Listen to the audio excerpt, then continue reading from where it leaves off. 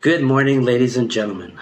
My name is Rob Cameronpour, and welcome to my third episode of RK Leadership. Today, I will be discussing one of the most important areas, if not the most important area of leadership, which is communication. So let's start off by looking at why leaders communicate. There are 3 I's to keep in mind: inform, inspire, and influence. I will talk about these 3 throughout this episode. And here's some key points about communication.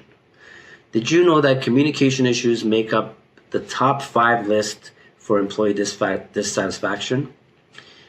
I will share some of these questions with you from Gallup's Q12 survey, which some organizations use globally.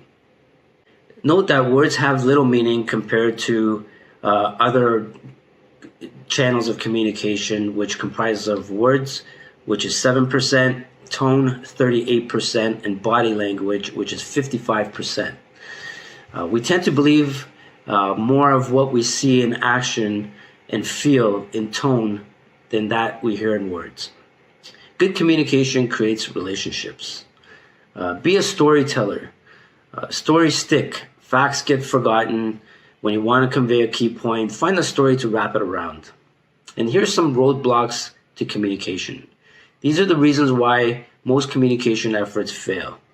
Some leaders don't know how to communicate, some leaders don't know what to communicate, and some leaders don't see communication as their job. Again, I will discuss these throughout this episode. If there's one area or skill that you should focus on and make it your number 1 priority, it should be communication. I mention this to my staff and remind them on a regular basis on the importance of how this skill, attributes to every aspect of their life.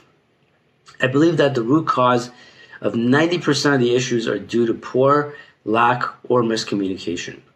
This skill is transferable in every aspect of your life. Yes, every aspect. Your career, your relationship, your marriage, your kids, your sports teams, etc. Every one-on-one that I've had with my staff, they've consistently been frustrated and had issues that have been a result of lack of communication, no communication, and not being heard or listened to. Here's some key areas that require clear communication as you lead a team. The first point I'm going to talk about is vision, goals, targets, and scorecard.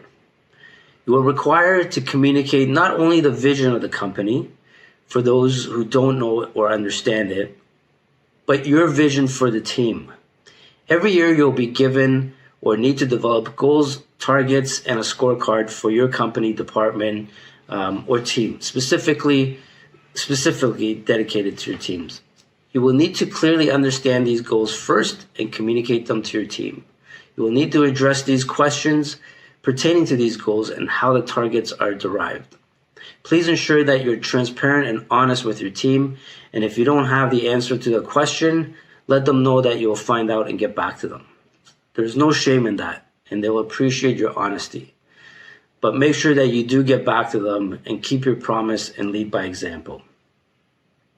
Your vision should align with your organization's vision and goals. You will need to develop a plan and articulate how we are going to achieve this. And again, make sure it's clearly understood by your team what you're pertaining to what your vision and those goals are. If you're part of a larger organization, you'll have a company scorecard. And it'll require you to develop your own for your department or your team that rolls up to the company scorecard. And again, this needs to be communicated clearly with your team at the beginning, not mid-year, not at the end of the year, where I've seen this happen, and it creates a lot of frustration for staff. There's been cases I've seen scorecard targets or targets that have been miscommunicated or communicated late to staff, to certain employees, and where an employee's bonus can depend on it. And this again leads to great frustration, mistrust, disengagement, and ultimately people leaving the group, the team, the company, etc. So again, you want to avoid all that pitfall and get in front of that and make sure that your team understands and they know about these targets right off the bat. The next point I want to discuss is expectations. One thing I've learned early in my leadership career is to set out clear expectations for your team or your teams, and sometimes you need to break it down to specifics to the various roles or groups within your team. I will share a few examples on my Instagram and LinkedIn pages for you guys to look at and use as a tool. This disrupts productivity and wastes a great deal of time. It can also lead to creating fear and frustration in some people's minds. I've dealt with this in my career, and I must say it takes away focus from the goal that you're trying to achieve, and it leads to chaos at times. Therefore, in order to avoid any mishap in ensuring your team's focused at all times, is to be transparent and honest, no matter how difficult the news may be to handle. Keep in mind that being honest with people in any capacity of relationships build trust, which is very important in leadership. Always ensure that you're the first person communicating with your team about any decision or news sent down from hierarchy. That is your leaders, of course. I know many managers who kept this news away from staff, or I should say had poor communication skills, until eventually the staff found out from other teams, friends, colleagues, etc. However, there are times that you cannot communicate certain info with your team because perhaps a formal announcement is being put together and is scheduled to be, communicated with a greater group or the organization at a later date. You also need to remember that you need to build trust in every direction, not just downwards. So again, building trust upwards and across is very important as well. The next and final point is also important, which is email communication. This is an area which I'm sure everyone has experienced some frustration, anger, hurt, confusion, joy, etc. As a leader, you must set your expectations with respect to email communications.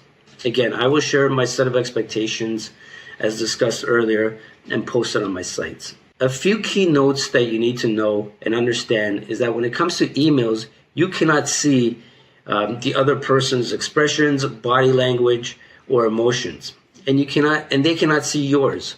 Therefore, things can be taken out of context, misunderstood by the recipient. My rule is that if you keep your emails short and to the point. If you need to write an essay, just pick up the phone and call the other person. Chances are that people will not read past the first or second paragraph anyways. If necessary, compose an email after summarizing your key points or action items with dates and send that back to the recipient in an email. My other rule is never reply to an email if you get emotional. If somebody's being disrespectful in an email and it pisses you off, simply get up and go for a walk and take a break to clear your head. I learned this earlier in my career, thank God, and I've had my mentors talk to me about this specific incident that I went through personally. So one day I was working with an individual in my organization, and this person was very difficult to work with. They had poor communication skills, and not being friendly at all. And I had many projects with this individual. And one day, they sent me this email, and it was very frustrating because it kind of threw me under the bus. They threw me under the bus and CC'd a whole bunch of people, including managers and whatnot. And at that stage and at that point in my career, I was very emotional. I was a very driven person, and I took that personally. So I replied back with another email, kind of stooping to that level. And again, my manager pulled me aside and said, "Look, anytime you come across anything like this, just stop what you're doing, go for a walk, never reply back to this kind of email, because again, what you're doing is, regardless of if you're right or wrong, people are going to perceive you the same way, because there's a whole bunch of people in that email, and you're going to stoop yourself to that level, and that's how people perceive you, no matter what position you have. So again, that was a great learning experience for me, and I've applied it ever since. And I kind of teach that to all my employees, that if you come across any email like that, never respond to it. Get up and go for a walk. I don't care if you have to go downstairs, get some fresh air outside, whatever you need to do. I'll understand it, but I'd rather you do that than reply back, and then we're going to be in firefighting mode, and I don't want to do that every time. So that's something that you definitely want to keep in mind. Another rule is that you don't try to use sense of humor over email, unless you're very close with the person on the other end, and you guys were friends, etc. This can lead to people not understanding your joke or your sense of humor. If you're assigning a task to someone, state the action item or items clearly and include a due date. Very important.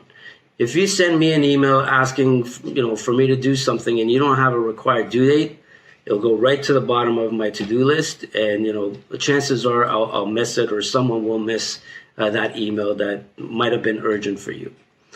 The last point I'll leave you with is to remember that the most important skill when it comes to communication is listening.